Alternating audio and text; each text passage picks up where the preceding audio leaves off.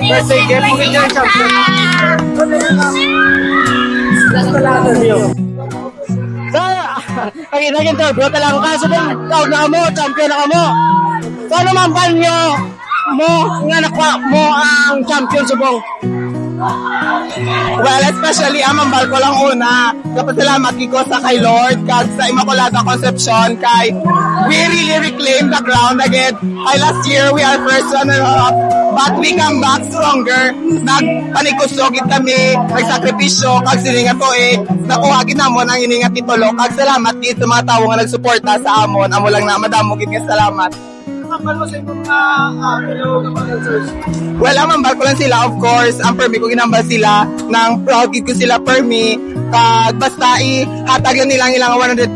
Nothing is impossible. That's why nakuha na mo ng tropeo nga champion.